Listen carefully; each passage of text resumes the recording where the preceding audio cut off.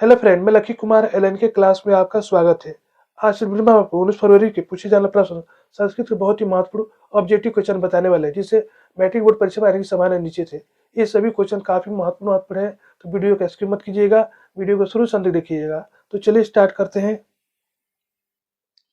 Question 31, शत्रु राज्य में क्या बढ़ रहा है? ये काफी महत्वपूर्ण क्वेश्चन है।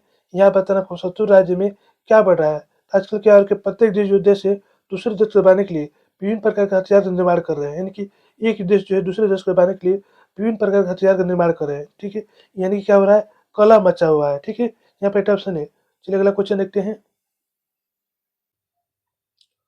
क्वेश्चन नंबर 32, मोक्ष प्रदान करने वाली भूमि कौन है?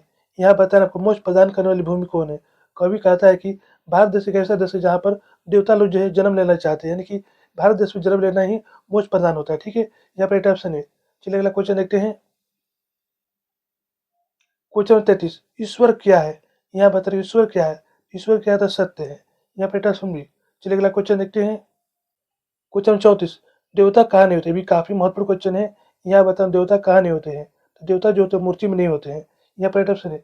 एक इनका मानना था स्वामी दयानंद सरस्वती का। वो एक बार देवी जागरण में गए थे देवी का दर्शन करने। वहाँ पर देखे थे कि जो देवी था, जो मूर्ति था, वहाँ पर प्रसाद रखा हुआ था। अब प्रसाद कौन खा रहा? चूहा खा रहा था। ये देखकर उनको मन में उनका शंका हुई कि देवी जब है तो चूहा कैसे प्रसाद वगैरह खा सकता है। इसलिए उन्होंने कहा कि मूर्ति में कोई देवी भी नहीं है। ठीक है, यहाँ पर ऑप्शन है। चलिए अगला क्वेश्चन देखते हैं। क्वेश्चन 35, दो देशों के बीच कौन सा युद्ध चल रहा है? भी काफी महत्वपूर्ण क्वेश्चन है।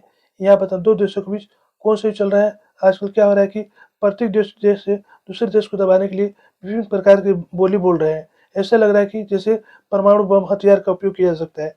यानी कि इसमें क्या होता है कि मौखिक युद्ध होता है, मुंह से बोल बोल के युद्ध होता है। इसमें क्या कहते हैं? शीत युद्ध कहते हैं। यहाँ पे ऑप्शन डी, दो देशों के बीच कौन सा युद्ध चल रहा है? तो शीत युद्ध चल रहा है। ठीक है, यहाँ पे ऑप्शन डी। चलिए अगला क्वेश्चन देखते हैं। क्वेश्चन 36, किसके गीत देवता भी गाते हैं? भी काफी महत्वपूर्ण क्वेश्चन है।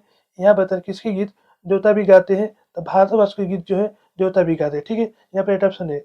चलिए अगला क्वेश्चन देखते हैं।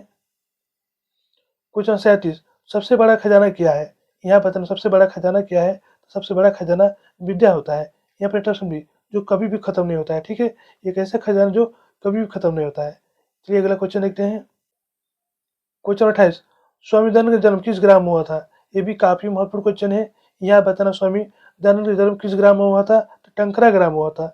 यहाँ पर ऑप्शन है। और टंकरा ग्राम किस राज्य में है? तो गुजरात राज्य में है। इसी बात रखिएगा। और इनका जन्म कब हुआ था? तो 1824 में हुआ था। ठीक है, अब मृत्यु कब हुआ था? तो 1883 में हुआ था। इसी भी याद रखिएगा। और स्वामी दयानंद का बचपन का नाम क्या था? तो मूल शंकर था। इसी भी याद रखिएगा। चलिए अगला क्वेश्चन देखते हैं। क्वेश्चन 39, विरणे वरस से सवनम ये किसकी उक्ति है? ये भी काफी महत्वपूर्ण क्वेश्चन है। यहाँ बताना आपको विरणे वरस से सवनम ये किसकी उक्ति है? तो भगवान बुद्ध की उक्ति है। यहाँ पर ऑप्शन है। ये सभी क्वेश्चन काफी महत्वपूर्ण है, तो वीडियो का स्किप मत कीजिएगा, वीडियो को शुरू से अंत तक देखिएगा। चलिए अगला क्वेश्चन देखते हैं। क्वेश्चन 40, भारत में जन्म लेने वाले किनकी सेवा करते हैं? ये भी काफी महत्वपूर्ण क्वेश्चन है। यहाँ बताना भारत में जन्म लेने वाले किनकी सेवा करते हैं? तो श्री हरि की सेवा करते हैं। यहाँ पे ऑप्शन डी, श्री हरि किसे कहा जाता है? विष्णु कहा जाता है। इसी भी याद रखिएगा। चलिए अगला क्वेश्चन देखते हैं। क्वेश्चन 41, किसकी महिमा का ज्ञान होता है?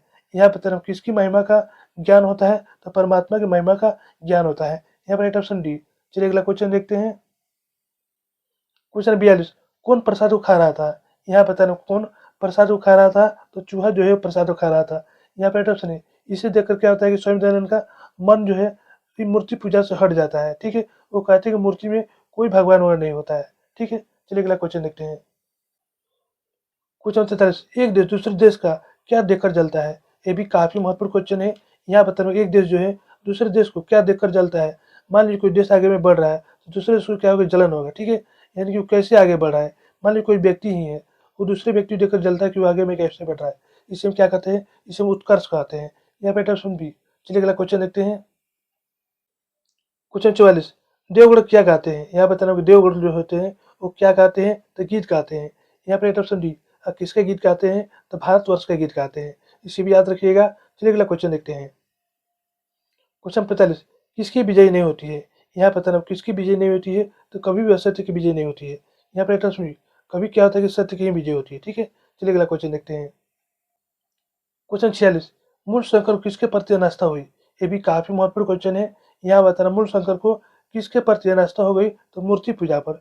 यहाँ पे ऑप्शन सी, जब वो देवी जागरण में गए थे तो वहाँ पर देखा कि जो मूर्ति वहाँ पर रखा है वहाँ प्रसाद भी है। अब प्रसाद कौन खा रहा था? चूहा खा रहा था। ठीक है, ये देखकर उनके मूर्ति के प्रति अनास्था हो गई कि मान लीजिए देवता इसमें है तो चूहा कैसे प्रसाद खाएगा।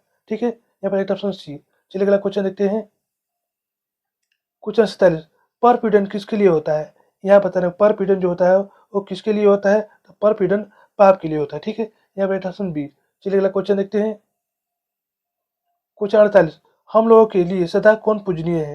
ये भी काफी महत्वपूर्ण क्वेश्चन है। यहाँ बता रहे हम लोगों के लिए सदा कौन पूजनीय है? तो भारत जो है हम लोगों के लिए सदा पूजनीय है। यहाँ पे ऑप्शन बी। चलिए अगला क्वेश्चन देखते हैं। क्वेश्चन 49, नदियां नाम और छोड़कर किससे मिलती है? ये भी काफी महत्वपूर्ण क्वेश्चन है। यहाँ बता नदियां नाम और छोड़कर किससे मिलती है? मान लीजिए गंगा नदी है। ठीक है, गंगा नदी का नाम है, अब ये जाके किसमें मिलती है? समुद्र में मिल जाती है। समुद्र में मिल जाने पर क्या होता है? इसका जो नाम और रूप जो है खत्म हो जाता है। इसे हम समुद्र कहते हैं, गंगा नहीं कहते। यानी कि नदियां नाम और छोड़कर किससे मिलती है? समुद्र मिलती है। यहाँ पर राइट ऑप्शन है। चलिए अगला क्वेश्चन देखते हैं। क्वेश्चन 50, किसकी शाखा देश विदेशों में है? ये भी काफी महत्वपूर्ण क्वेश्चन है। यहाँ पर किसकी शाखा देश विदेश में है? तो आर्य समाज की जो शाखा है ये देश विदेश में भी है। ठीक है, इसके संस्थापक कौन है? स्वामी दयानंद सरस्वती है। ठीक है, चलिए अगला क्वेश्चन देखते हैं। क्वेश्चन 41, बैर से बैर का समन क्या है? यहाँ पर बैर से बैर का समन क्या है? मान लीजिए दो व्यक्ति है, आपस में झगड़ा कर रहे हैं, तो कभी शांत होगा, कभी नहीं शांत होगा। इनके एक आदमी को नरम होना पड़ेगा।